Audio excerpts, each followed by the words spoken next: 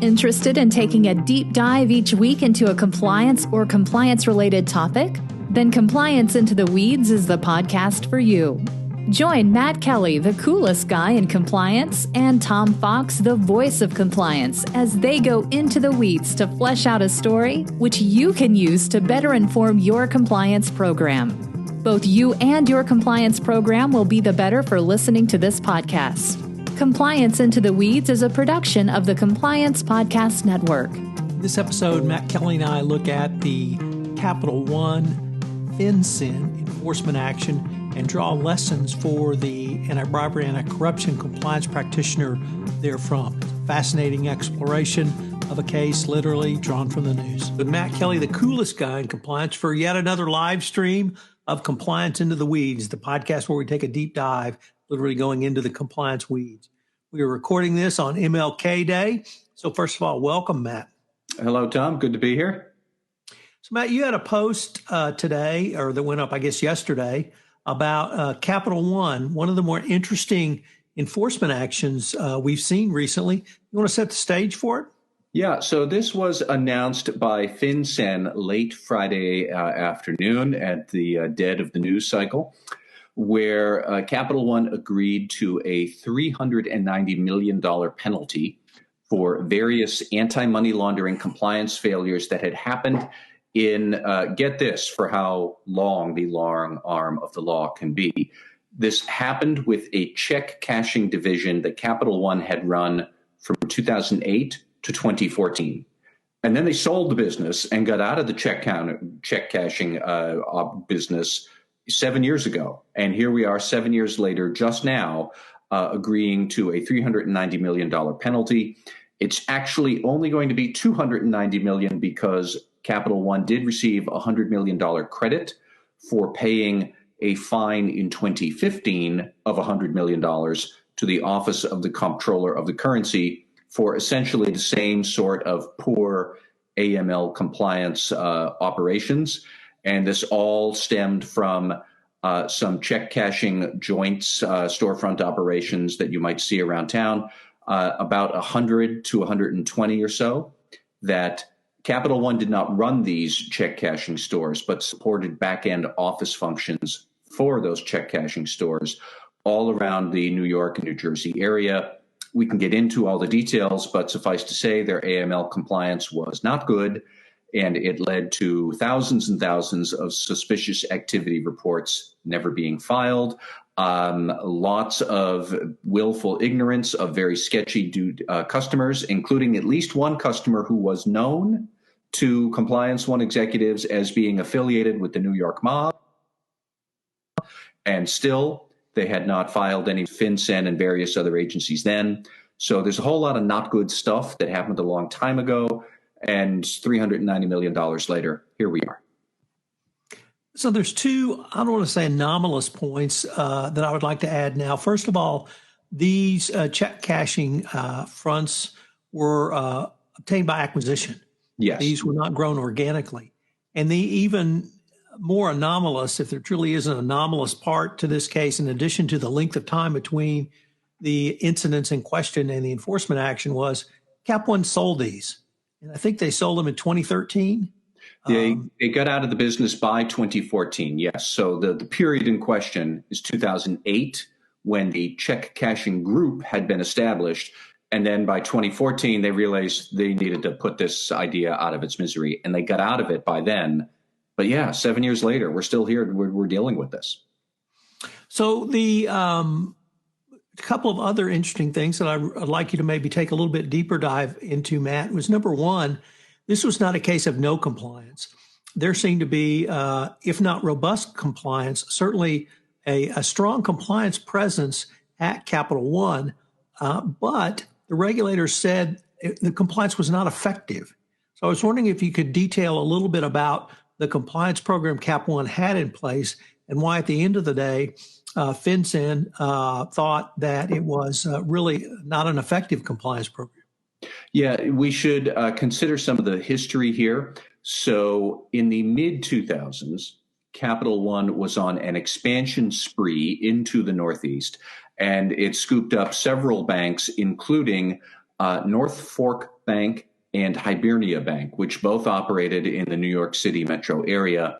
And they were the ones who had this check cashing services operation going on, armored car cash deliveries, various other back-end processing functions that those two banks provided to the check cashing places all around the New York City metro area. Their AML compliance programs were not good.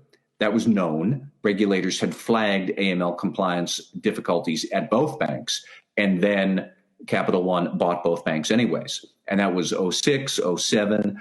By 2008, Capital One had formed this check cashing group, that is the name, that took over all of these operations and apparently took over the AML compliance problems that these two banks had brought with them. So right away, yet again, we have due diligence failures, or maybe a lack of appreciating just how much remediation would be necessary for your due diligence as part of your due diligence program, looking at merger targets, whatever. Here we are. It should also be known that OCC had separate concerns directly to Capital One with its own AML compliance around around the check cashing group. And at the same time, around 2008, one of the check cashing group's business customers, one of those check cashing stores, it got indicted along with its owner, who was indicted personally on fraud charges. So flag, all sorts of flags all over the place. And yet Capital One gamely sallied forth. FinCEN did say that they had an AML team for the check cashing group. And it did build out what we might call, or what might look like on paper, some pretty good, reasonable, enterprise-wide compliance procedures, but they were not implemented in any effective and consistent way across the whole business. And when your business is dealing with a whole bunch of small forefront customers hither and yon who might have different money laundering risk, and this is check cashing, and it's a matter of degree about how much individual risk there is within the check cashing store. It's super high or very high or high. There's no such thing as a low risk check cashing joint. These things are currently very risky businesses as to customer due diligence, anti-money laundering, vicious activity. So FinCEN's first point was that the executives at Capital One, they focused too much on the program design. It looked good, but they didn't focus on the execution of all of these enterprise-wide procedures. So they were inconsistent for what is an inherently risky business under the best of circumstances. And Capital One had just gone in, eyes at least three separate issues that had red flags. They went in under really challenging circumstances with sketchy merger targets, our own AML compliance program. Look, one of the customers there, they just got indicted by the New York District Attorney. So I think it really just, the first lesson here is how are you thinking through implementation of all this stuff you sketch out on paper? It is correct to have an enterprise-wide compliance program, but it needs to be applied, it needs to work, and the application of it needs to be consistent among a very diverse and robust sort of customer base of all of these check cashing joints all over Manhattan and New York and Jersey. So that I could stop there. We have some other issues, but that was that big issue about program development and planning that stood out to me as I read through FinCEN's statement of facts and the consent order. Matt, in addition to the program development focused by the senior management, FinCEN criticized the operation of the compliance program by the compliance function. This is unusual to see this in a really any enforcement action, but I was wondering if you could talk about the risk ranking, what the compliance function came up with, and why at the end of the day, FinCEN found their risk ranking and risk assessment process for individual customers wanting. This was a pretty interesting beat from FinCEN at the due diligence procedure. So the due diligence that a financial firm should be performing for compliance with the Bank Secrecy Act is to build a customer risk profile. And the way that Capital One was trying to do this was using a spreadsheet algorithm, a macro, to tally up all customer X's debits and credits and get a good sense of what are their recent activity for this customer. We would compare that to the historical record of customers' financial transactions and activity to be able to get a sense of, is the recent activity we're looking at statistically significant in a deviation or departure from past historical pattern? We want to do some data analytics on the transactions to figure out is what they're doing lately different from what they have historically done. That's a good start. You shouldn't not do that. FinCEN's big bone of contention was that ultimately that's most of what Capital One did. Almost all of what Capital One did was just do a statistical analysis to find the pattern.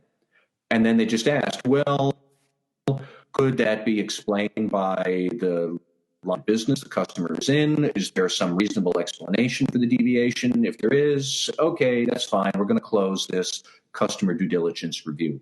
That's not enough. What they were doing was also looking at other types of customer due diligence information available to Capital One and that they were calling, but they weren't taking a big consolidated view of the customer to get complete customer profile. And so you would wind up with potentially very sketchy customers, things that looked lawful or could be explained in a lawful way, but it doesn't change the fact that, as we said, at least one of these customers that Capital One had for its check cashing operation, a known associate of Genevieve's crime family in New York. He did get, I think, indicted and ultimately pleaded out to some racketeering charges. So who cares how you might explain away a person's like that are by definition going to be high risk, period. So there was a lot of calling out FinCEN there. See if I can get the exact phrase. One, improperly used consistency is the primary bit for reasonableness, overlooking nature or apparent lawfulness of their customers' underlying activity patterns they're in. Kind of a mouthful, but basically saying that you can't only rely on data analytics for a customer risk profile or only transactional analysis. That is a first step, but it's not the only step. And in many ways, it's probably not even going to be the most important. There's plenty of other due diligence that you should be looking at, adverse media reports, background checks, prior criminal history that could all factor in, and suddenly your transanalysis is going to be seen in very light if you and Capital One had not done it all that in a way that FinCEN would have liked to see. Matt, I'm going to ask you to hold on that point because I find that to be perhaps the most significant thing in the enforcement action. But now go to an area that we have seen the Department of Justice criticize compliance departments for in FCPA enforcement actions, which was that entanglement, as you put it, between compliance and the first line of defense. Could you unpack that a little bit for us? Yeah, this was the other big thing that stuck out to me in the FinCEN order was that, okay, so here we are, we're Capital One, we're doing a vicious activity analysis. An AML compliance analyst would find potentially suspicious activity. They did. In this check cashing group that Capital One running, they had some very high risk customers in that group out of the whole bank. So they found at least 30 customers in that check cashing group where the AML compliance analysts were flagging their activities really potentially suspicious. What would happen then? The AML compliance analyst would go to the relationship manager for that customer under scrutiny in first line of defense and say, what do you think on? And don't be surprised, those relationship managers would come back with excuses or reasons that would miraculously explain the suspicious activity. And some of the excuses were included in the FinCEN order. This is related to Hurricane Sandy, which struck, I think, in 2012. if I remember my history right. High number of customers in February because tax refunds being cashed at these stores or looking to manage down excessive currency. FinCEN diplomatically described these answers as implausible explanations, quote unquote. But AML compliance, they would get these answers back from the first line of defense and then say, okay, here's my rubber stamp, and away we go.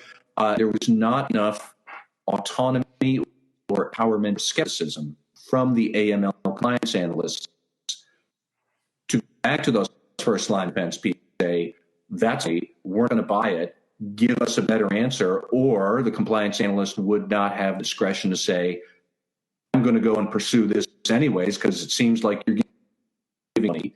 There's just too much of compliance in the second line of defense, having to roll over and take what the first line of defense would give them about allegations of conduct or suspicious activity. I've seen that time and time again, Tom. We saw this pretty much the exact same happening with Deutsche Bank and its FCPA settlement that was announced 1 week ago. They have these client managers in the first line of defense incentive to keep the relationship going. So you get a compliance person, allegations of misconduct that needs some, well, what do you think is going to happen? Line of defense people are going to say, it's not a big this, it's that, it's hurricane, it's something. And there wasn't enough of the skepticism, another big complaint from FinCEN.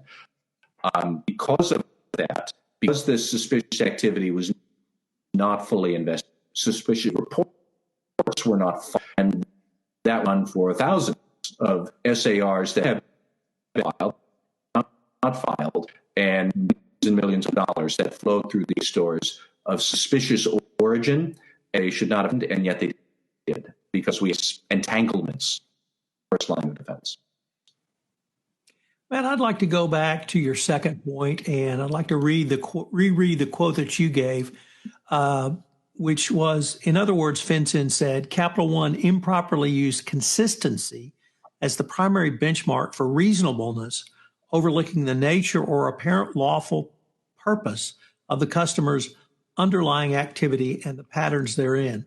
And the reason I think this part of the FinCEN order or settlement and your quote is so significant is the following.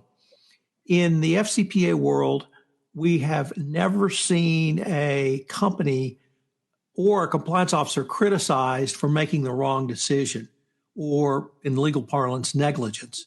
What we have seen is criticism for paper programs, policies and procedures that and controls that were overridden.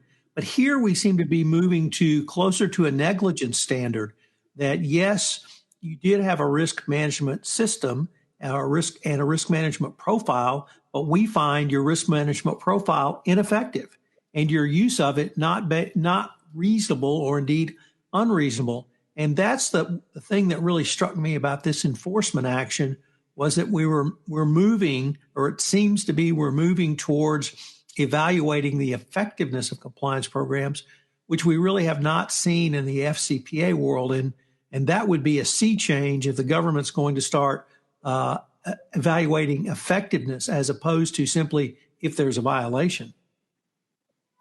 Well, I would be the first to say that's a good point that needs further scrutiny. And I personally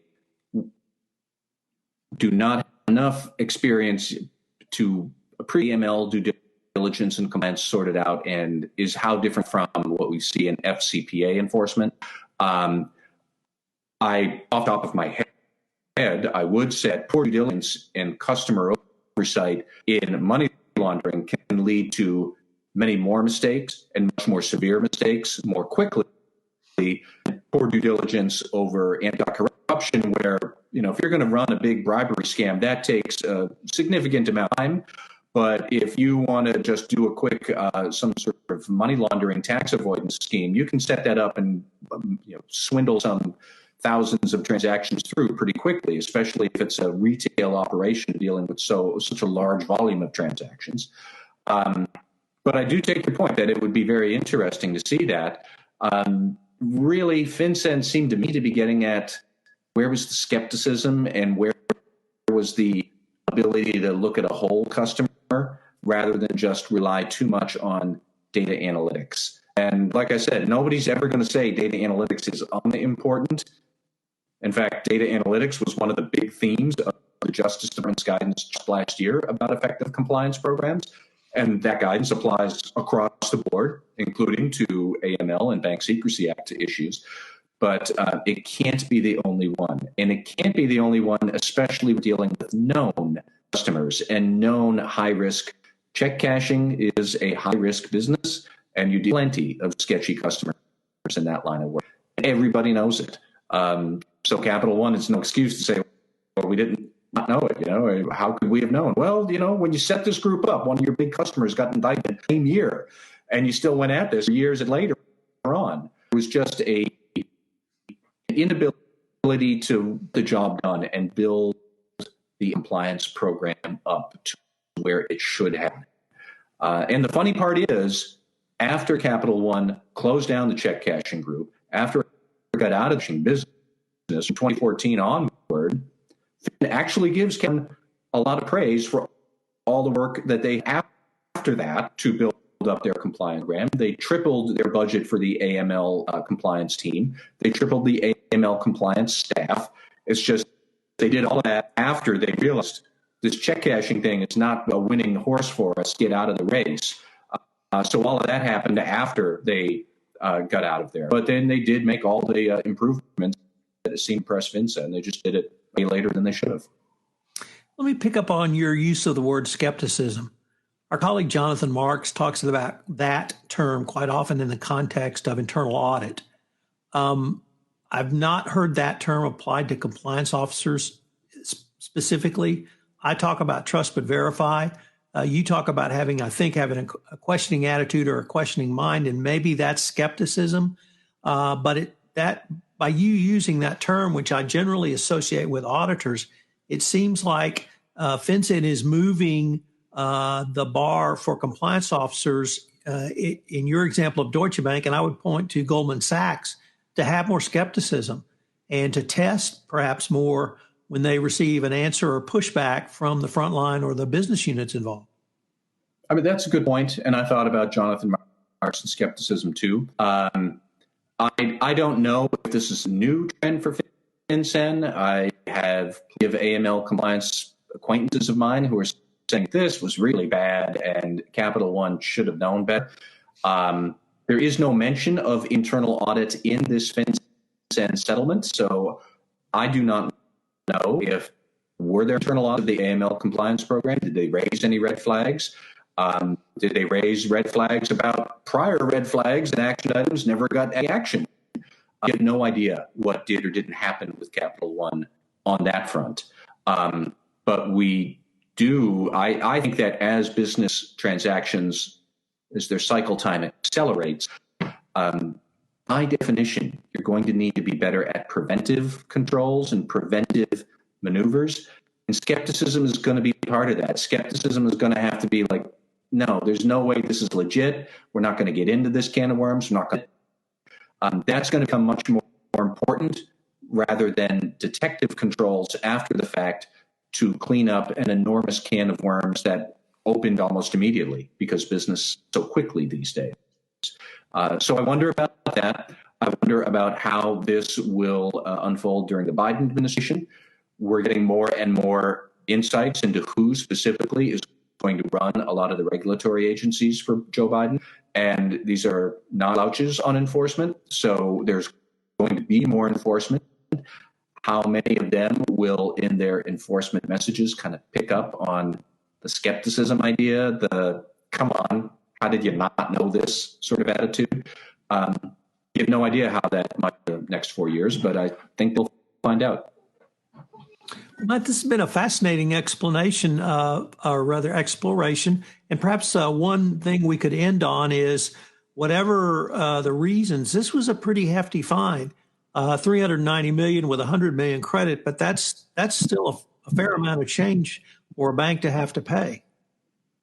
It is. And let's remember remember, this is investigations. There's been millions more in remediation work and legal fees and everything else. So I'm sure the total cost of this was higher than the $390 million and a lot higher than anything Capital One would have paid to implement good compliance at the start 12 years ago. I can't think of a better way to end a podcast. So on that note, I'm just going to end it. That was great, Matt. All right. Thank you, Tom. Hello, everyone. This is Tom Fox again. I'd like to thank you for listening to this episode of Compliance Into the Weeds. If you have any questions, you can email me at tfox@tfoxlaw.com. You can email Matt at mkelly@radicalcompliance.com. Also, check out the show notes where I have additional resources available in forms of blog posts written by Matt or myself. I hope you'll join Matt and I again next week where we take another deep dive, literally going into the compliance weeds. Compliance Into the Weeds is a production of the Compliance Podcast Network and a proud member of C-Suite Radio. We look forward to visiting with you again.